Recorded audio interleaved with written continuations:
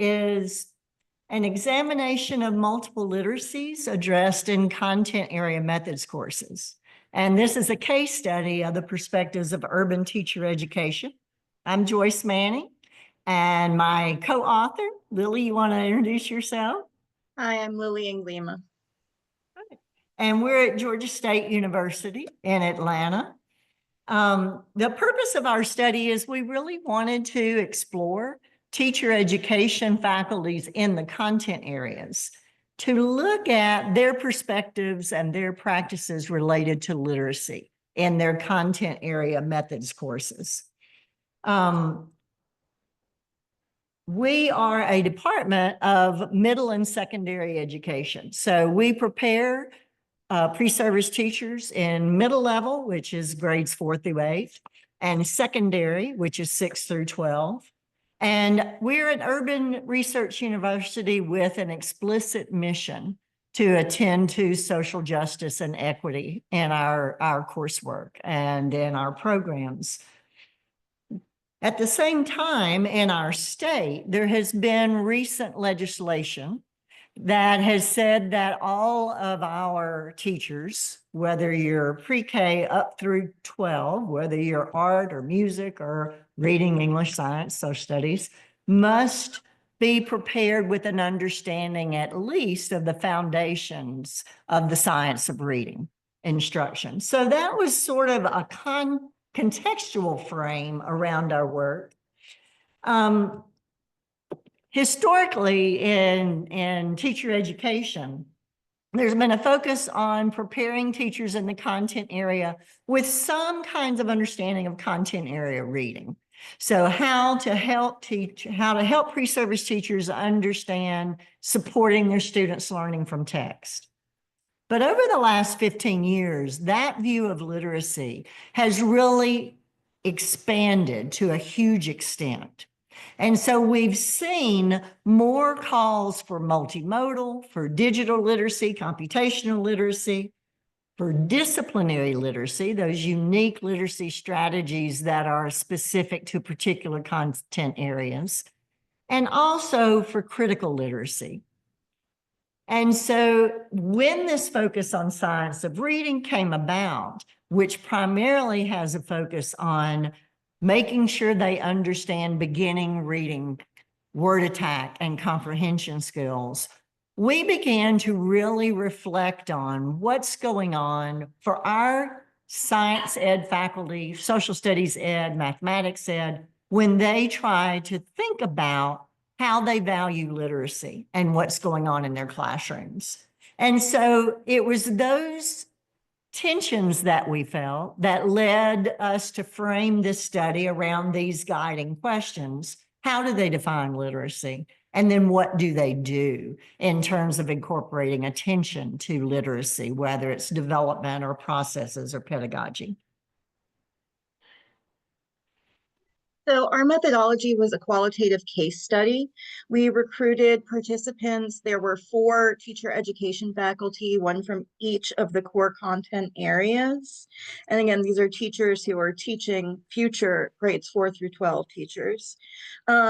To collect data, we did individual interviews. We got syllabi from 2 to 3 core sequences.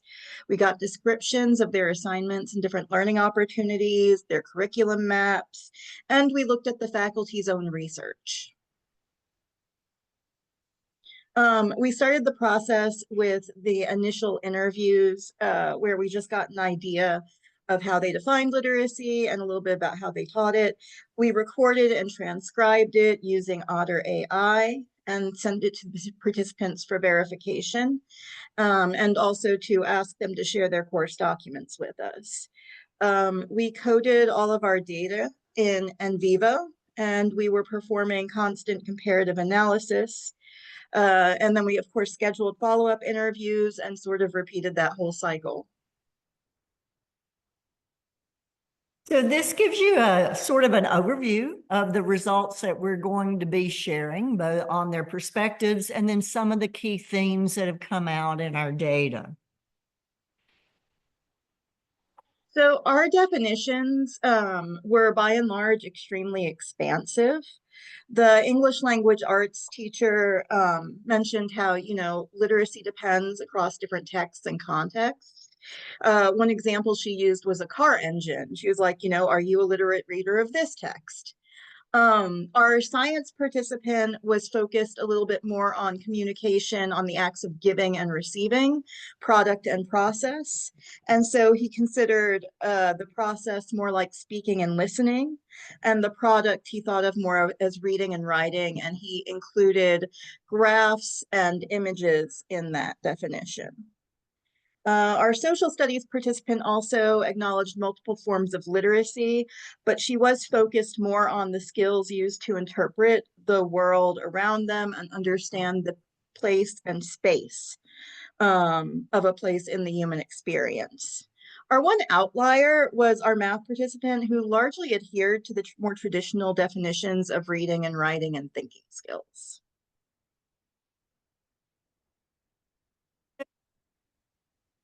Key ways that a lot of our emphasis from these teacher educators were helping the pre-service teachers understand how to look at literacy in the 4th through 12th grade content area classroom.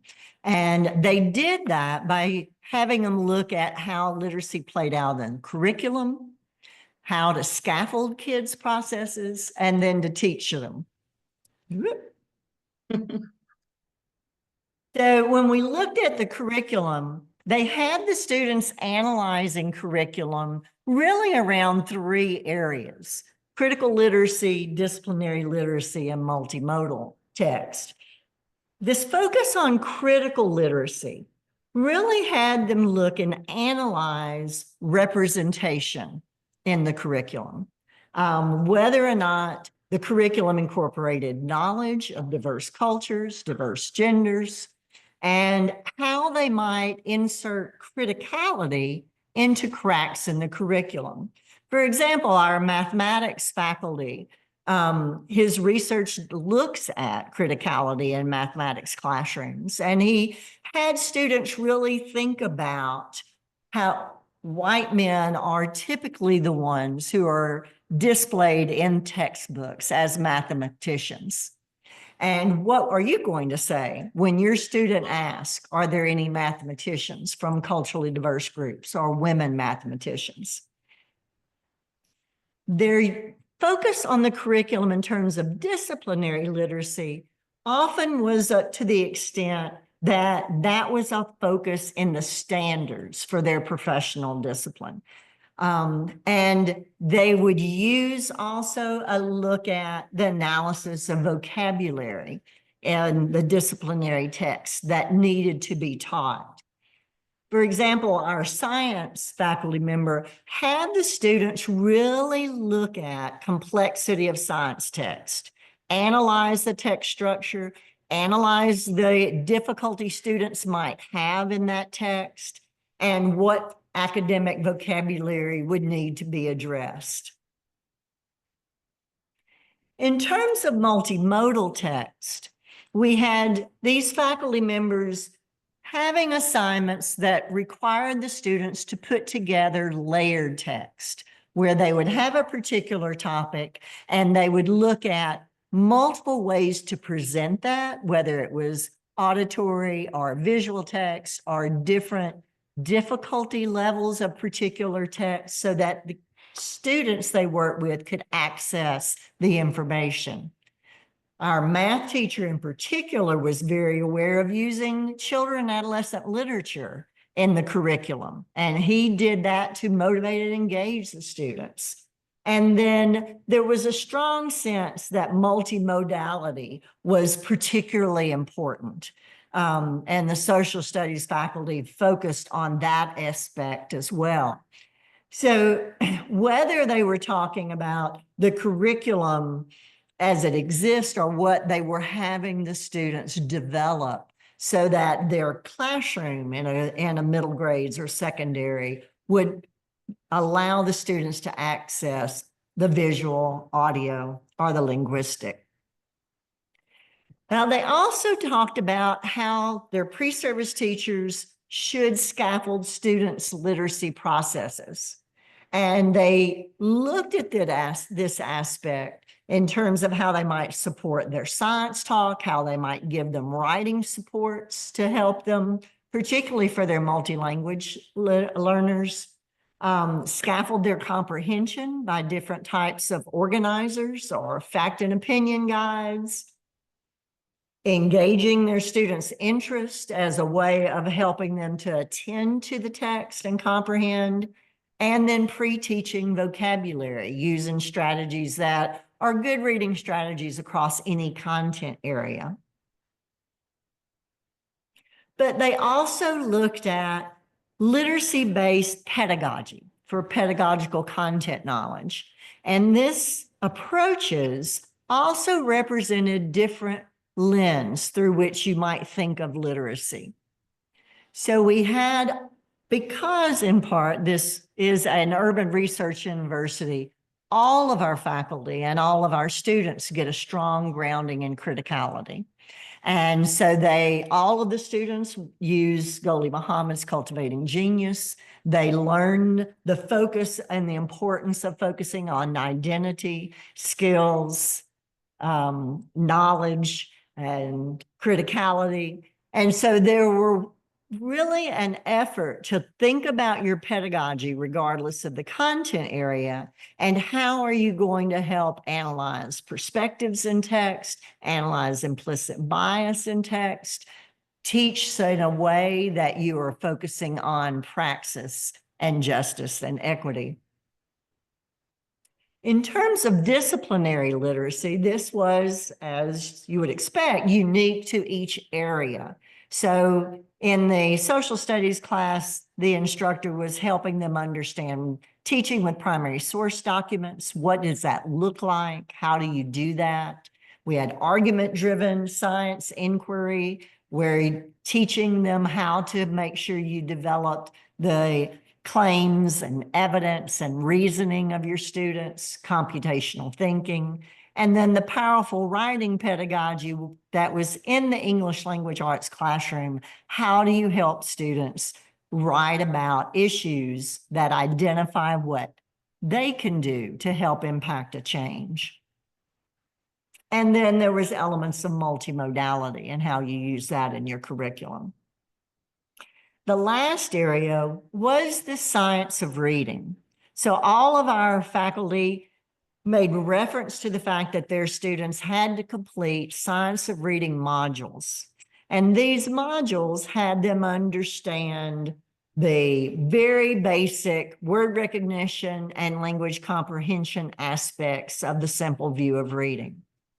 That per se did not integrate a lot into their classroom, but there was evidence of this part of language comprehension related to morphemic analysis that did make it in to the content areas, where you would identify vocabulary words, then look at prefixes and suffixes and root words, the meaning of each, come up with a formal definition, but then also extend that to relating it to the lives and communities of your students. So this effort to take what they were getting out of this module that tended to be geared for very beginning reading instruction and early reading comprehension, but apply it into the middle and secondary content area classroom. The other form, and I'll scoot and go quickly, that was evident was that these educators not only taught them to be teachers, the educators were aware that these were students who needed their own scaffolding to learn from text. And so the teacher educators scaffolded their students' literacy processes. They used concept maps as a way of learning their information, and they gave them graphic organizers, and they used comprehension strategies. They used rubrics to establish expectations. They taught from a culturally responsive approach in their own classrooms. And they gave the students diverse ways of getting information, but also of completing assignments orally as well as in writing. So they were doing the same types of strategies for their learners in the classroom, and simultaneously modeling, then these are things that you could be doing, but I'm doing it to help you learn.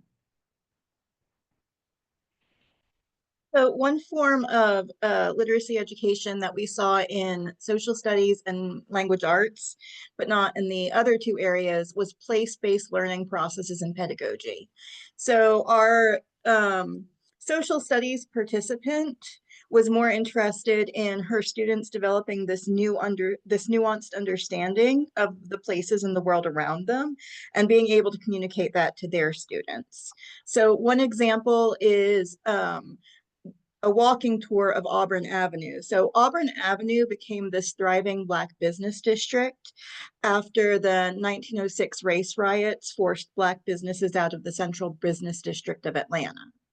And so it has this rich history, and she would have them read articles about it to prepare them, and then they'd physically go to the location and they'd walk around Auburn Avenue, and she would, basically give them a walking tour so that they would have those discussions and that inquiry in the actual place and space. Her hope being that then they could do that with their students in the way that fits their contexts.